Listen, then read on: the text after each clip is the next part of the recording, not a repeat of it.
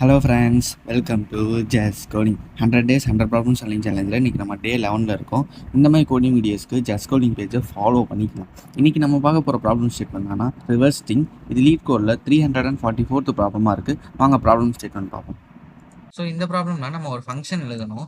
அந்த ஃபங்க்ஷன் இப்போ நம்ம ஒரு ஸ்ட்ரிங்கை கொடுத்தோம் அப்படின்னா அந்த ஸ்ட்ரிங்கை ரிவர்ஸ் பண்ணி தரணும். அந்த ஸ்ட்ரிங் எப்படி இருக்கும் அப்படின்னா அரே ஆஃப் கேரக்டர்ஸ்ல இருக்கும். நம்ம இதுக்கு முன்னாடி அரே ஆஃப் இன்டீஜர்ஸ் பார்த்துருக்கோம். அரேல நிறைய இன்டீஜர்ஸ் இருக்கும்.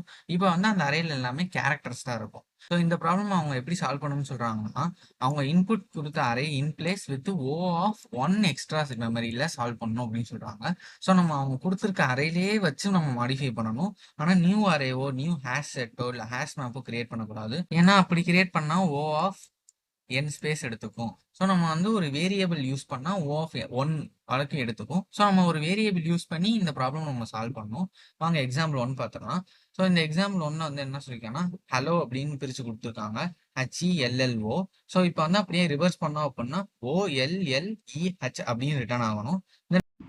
இந்த ப்ராப்ளம் ஸ்டேட்மெண்ட்டுக்கு நான் கோடோட எக்ஸ்பிளைன் பண்ணி யூடியூப்பில் அப்லோட் பண்ணியிருக்கேன். அதோட லிங்க் பயோவில் இருக்குது. இல்லைனா கோட்னு கமெண்ட் பண்ணுங்கள், நான் உங்கள் டிஎம்க்கு சென்ட் பண்ணுறேன். தேங்க்யூ, பாய்.